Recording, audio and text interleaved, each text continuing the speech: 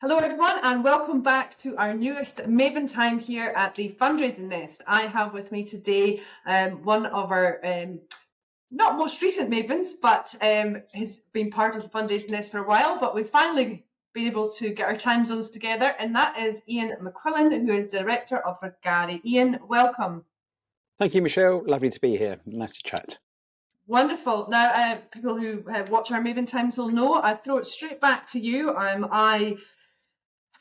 Ian, tell us why, who you are, what you do, and why you're part of the world that connects us. So yeah, my name is Ian MacQuillin, and I am the director of the international fundraising think tank Rogare. Rogare is Latin for to ask. So fundraisers ask people to donate money to charity. So that's one concept and one way you can think of Rogare as being about to ask. But what Rogare is about is fundraisers asking critical questions of their own profession. So it's that dual meaning of Rogare. And I've been in fundraising for over 20 years now. So I came to the fundraising profession in 2001. And I did so as a journalist. I'd been a journalist up until then for about 20 years. I'd worked in all different magazine sectors. Some journalists get a job in one particular sector and they stay in that for the rest of their lives. So my first job was on a video magazine, and I still know some of the people in the late 80s, and they're still tech journalists working the same thing. So I'm not criticizing them. I mean, that's their niche. I moved from job to job. Every time I took a different job, it was in a different sector. And in 2001, I found myself in the fundraising profession. And I've stayed there ever since because I suddenly found that in fundraising, I had more friends in all my other sectors in my life put together. I just kind of found that the fundraising was my niche. So I was editing professional fundraising in the UK for 5 years. Then I went to work with Jenny Turner at Turner PR on fundraising comms with her, and then I worked as head of communications at the Public Fundraising Regulatory Association. So you'll know Peter Hills-Jones. So Peter and I didn't overlap at the PFRA in the UK. We missed each other by about 6 months. And then I'd set up Rogare, and I'd had the idea for Rogare for a long time, ever since I really started at professional fundraising, because in many of my other jobs as journalist, you'd go to a conference and the plenary session would be, for example, I worked on a magazine called The Waste Manager, and you go to the conference there, and the plenary session would be the EU's Environment Commissioner or the Secretary of State for the Environment, and sessions would all be about new ways to do things, the ethics of environmental best sustainability, stuff like that. And my first fundraising conference, I kind of really surprised to find that it was more a glorified training session. It was filled with how-to sessions, and we didn't seem to be devoting the right amount of space to thinking about our critical issues and critical reflection around issues, how we ought to be regulated. A lot of it was all about what do we do and how can we do it better, but not why do we do it in the first place and ought we do it in different ways. So I'd had that idea for Rogare for a long time, and then when I left the PFRA in 2013, I had the idea to finally set it up. And I went to speak to Adrian Sargent, who I'd known since he was one of the first people I met when I went into fundraising. And I said, Adrian, I've got this idea to do a think tank. Can you offer any ideas about how to do it? Any advice? And he said, do you know what? Come and do it with us at Plymouth. And they created a job for me to do it there. So without Adrian Sargent and Jen Shang, Rogare would never have existed, because I would never have got it off the ground without them. Brilliant. I must admit, it's a recent kind of, I guess, the last 4 or 5 years I've become aware of it, and I'm really glad you explained why it's called Rogare, because even I didn't know that. So that was something I've just learned.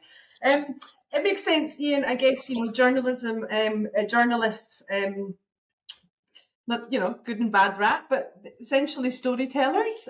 So it makes sense that you've kind of found your place in fundraising, because we are, after all, good storytellers. But let's rewind the clock a little bit just before we dig a little bit deeper into kind of the work with the Rogare. And of course, we are going to be talking about you coming over here in just a couple of weeks. But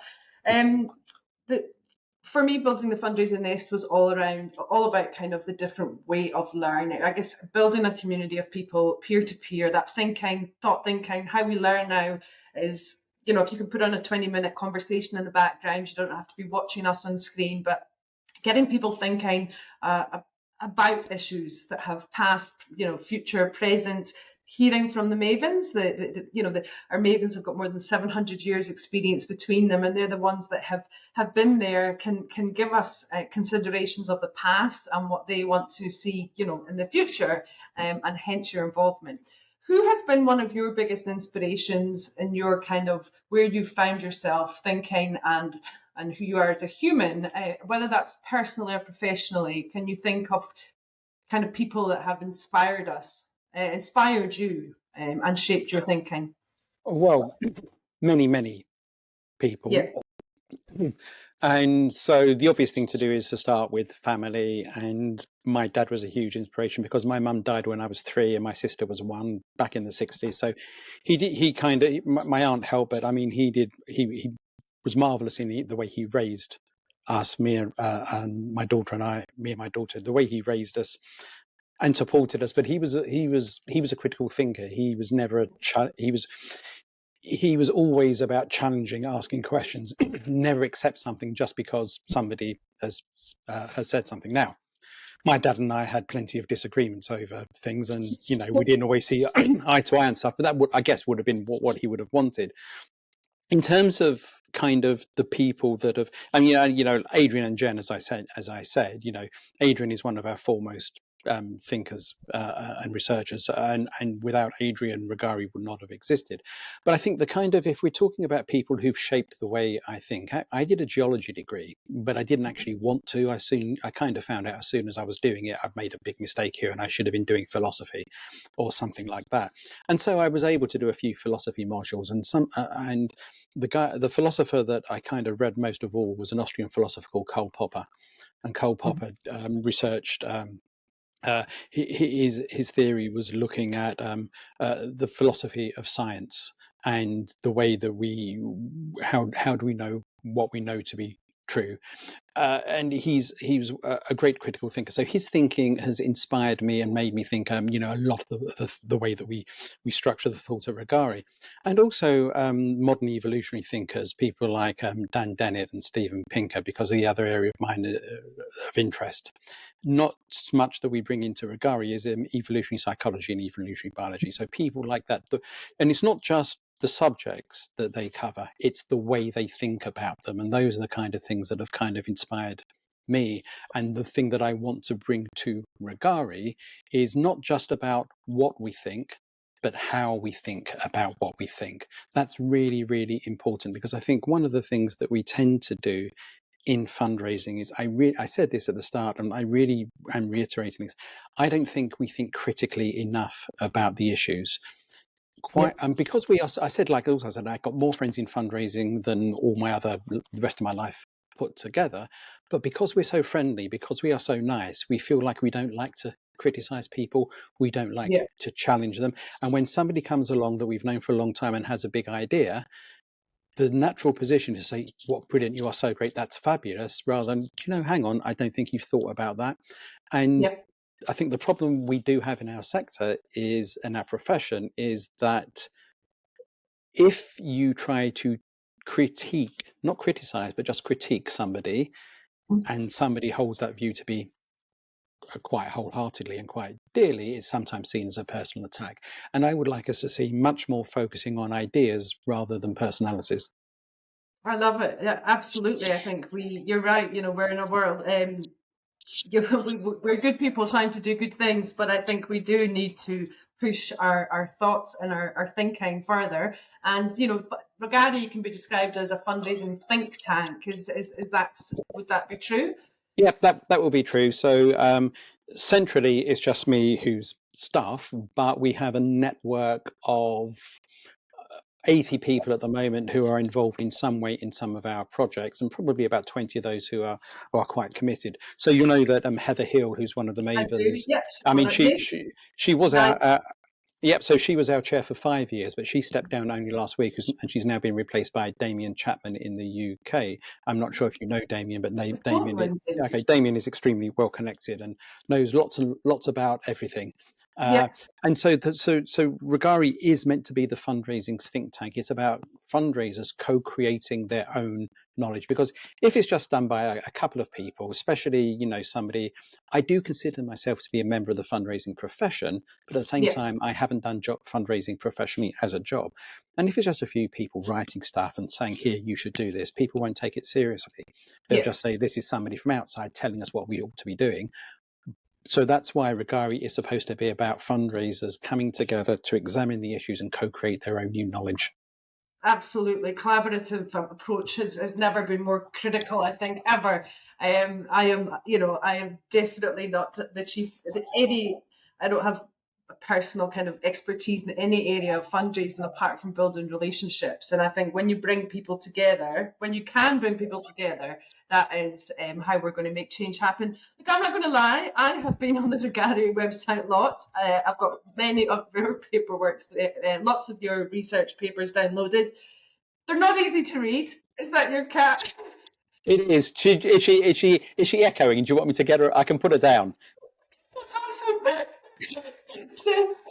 Yes, she's definitely enjoyed the conversation. Look, you've got to think. So yeah, that's the point. So sometimes we get the criticism made of Rogare that we are not accessible, that it's difficult to read. Some people say we're elitist, and that's not the intention. We're not trying to exclude people, but what we are trying to do is to actually look at very complex and very sophisticated issues and try and find solutions to those things. So at the moment, what we do with a lot of those papers is that we are exploring, very difficult, very sophisticated, very complex issues. And the way that we are trying to develop those solutions for them is at that level. And we realize that the way we present that at this stage may not be for everybody. Yeah. But we aren't trying to target everybody. We aren't trying Yeah. to reach everybody. We are trying to, so our theory of change is to influence the influencers. And again, that's not an elitist sense. It's not saying we don't want to reach anyone who's not an influencer, but we know we cannot reach everybody. We're a small organization. We're developing new ideas around things like ethics, around regulation, around the ethics of relationships, for example. And if you think about, ethics, it is philosophy. Philosophy is not simple. Philosophers have been struggling with moral philosophy for 2,500 years and still haven't answered some of the most basic fundamental questions in moral philosophy. So those things are difficult. Damien, I said, would really like to be able to get some of our work out in a much wider audience and try and make it more accessible. But the things that we are doing, and as I said, I'm a journalist, so I've published in academic papers, in academic journals, but the way my style of writing is journalism for an informed audience. So they are long papers, they are detailed and sophisticated, but the way we target it, we're trying to reach the people that are interested in the things that we are doing. And what we hope is that if we can reach those people, they will then be summarizing and making those ideas accessible to take out to everyone else. So it's like having a network. If we can reach the influencers with these ideas, they can take those and share them amongst their own networks.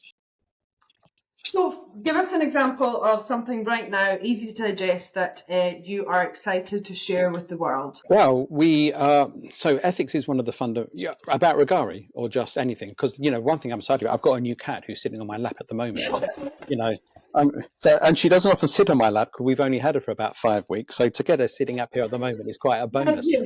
Yes, you should be quite hang on to her then, because that's they get a little bit skittish, can't they?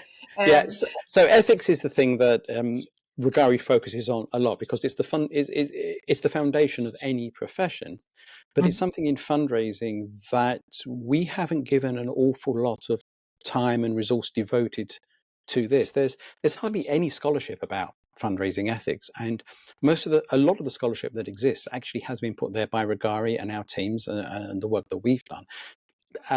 There's only fewer than 5 books on fundraising ethics. And what fundraisers tend to do, I think, is either rely on the code of practice. So, what's ethical is what is the code. But the question is is something in the code because it's unethical? Is it banned by the code because it's unethical, or is it unethical because it's banned by the code? Which comes first? But the code of practice can't possibly cover every eventuality. And when there's a grey area in the code, it kind of falls back on, my own subjective opinion. I think face-to-face fundraisers are terrible, therefore they're unethical. They're not. It just means you don't like them. It doesn't mean they're unethical. So a lot of the work Rogare has done has been around fundraising ethics. And one of the things I'm really excited about now is I'm working with Clive Pedley at Giving Architects and Corey at Precision to try and adapt those to those ideas we've got to an ethics of fundraising for schools. So if you're a fundraiser working at school, and what we found is those ideas that we've developed for mainstream charity fundraising ethics just don't map directly onto schools fundraising.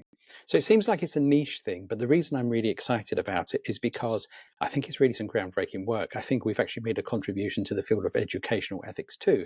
Plus, it's only the second project we've done outside of the UK and the USA, and so we're doing this in Australia and New Zealand. And I am really, because Rogare is an international think tank, but if you look at the people who are involved, most of them are in the US and the UK.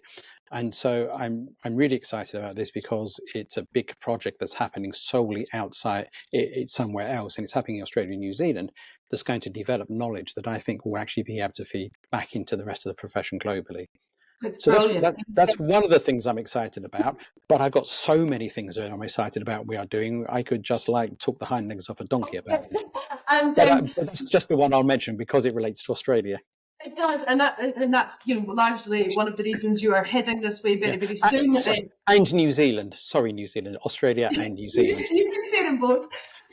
You are heading this way to, like as you mentioned, the research project you're in collaboration with Educate Plus, who they've got a big conference coming up in Perth, which coincides beautifully with you being able to join us at the Nest Fest. And you are going to be coming to talk about ethics. And one thing, we had a conversation the other day, Ian, and it kind of just twitched, you shifted my lens a little bit, and the way that Ken does sometimes, you just say something one way and a change is when you said ethics is not regulation. And that is, I think, for so many fundraisers, you're right. They think ethics straight away, code of practice, I've done my code, I know what it's all about, I'm fine. Or that is what it is. And and I've always kind of struggled with that idea that you just do a code, the regulation, you can mystery shop people. There's all sorts of things. But we know as particularly good relationship fundraisers, because I personally have found myself in uncomfortable, awkward situations that I don't have the answers to. Yeah, and when I talk about it, and it's something I'll be doing when I come to to the two Nest events, is that I ask people what do they think is unethical in fundraising, and that's one of the breakout groups. You work through that, and then I say, why is it unethical? And quite a lot of the time, people aren't be able to go straight to it's unethical because, and list things, which they would be able to do if they could delve into a rich, hinterland of fundraising professional ethics. They'd be able to come back and say, this is unethical because this, and some say, no, I think it's unethical because of that, and you could have a debate. But people tend to find they grope their way towards an answer. They have to work towards it from first principles. And that's why I think you're saying you sometimes don't know what to do in a particular situation, because many times when fundraisers confront an ethical dilemma, they have to work it out from first principles. They just have to say, I don't know what to do here. If I did, what could I do? And so often, if there aren't any principles for you to work on, the thing is, what does the code say? It doesn't say anything. What's my gut feel about this? And your gut feel is not necessarily a reliable intuition to your professional ethics, because the other thing is that people's personal and professional ethics don't always align. You don't, and I think I come at, my background originally was youth work, community work, so I was, fortunate to be trained very well by Save the Children as a youth worker, and I come in it from a perspective of safety for me as a fundraiser. What are the guidelines and the rules that protect me and keep me safe from harm or in a situation, and I don't think there's many guidelines there. I've always thought, why does the philanthropy bodies, they don't have a code of conduct. There's no code of conduct for philanthropists, but there is for the people that ask for the money. Why is that? Why are we held to a standard but they're not? That is a really interesting point because one of the things that we identified when we did research is that most of our ethics review, the literature, most of fundraising ethics is focused on the donor as the key ethical stakeholder. It's all about what shouldn't we do not to cause harm to the donor, or what should we do to try and bring meaning and happiness to the donor. But very rarely are we thinking about what do we need to do on behalf of the beneficiary to raise money. So it's viewed like an exchange. I heard Ken say that fundraisers are double agents, and I've read that in his book before. I disagree with that. I don't think fundraisers are double agents. They aren't paid by the donor. They don't represent the donor in any way. They represent the charity and the beneficiary through the charity. So yeah, they do perform an intermediary role, but I would say they're not. But they're not double agents. They're clearly agents of the beneficiaries representing the cause to the donor. And the best way you can do that is to build meaningful relationships with people. But the meaningful relationship is the means, not the end itself. And so what you said there about is that people talk about philanthropy becoming more professionalized and people doing this more as a way of life. And if you think about philanthropy as just about how they get their meaning, maybe they don't need a code of practice because it's all about them. If they're thinking about how they can best help people in need, then perhaps they do need guidelines about the best ways to give. And also, they definitely need guidelines about the way to treat fundraisers. And we've seen with the research that some fundraisers have experienced improper behavior from donors. It is absolutely essential that I think philanthropy becomes more professionalized in the sense that it has codes of practice and is regulated, and philanthropists can be held to account. But also, it's not just about them. And I think we in fundraising have kind of made a bit of a rod thrown back by talking about fundraising as the servants and in the service of philanthropy, and by being donor centered all the time. We've made donors so much the center of everything and said it's all about you, to the extent that it literally is all about you. But but it makes us even more vulnerable than we are. Servitude, I do, as much as I love most of it, the idea of servitude doesn't sit comfortably with me. I think that it can disempower us in the position when it comes to the power dynamics of a relationship.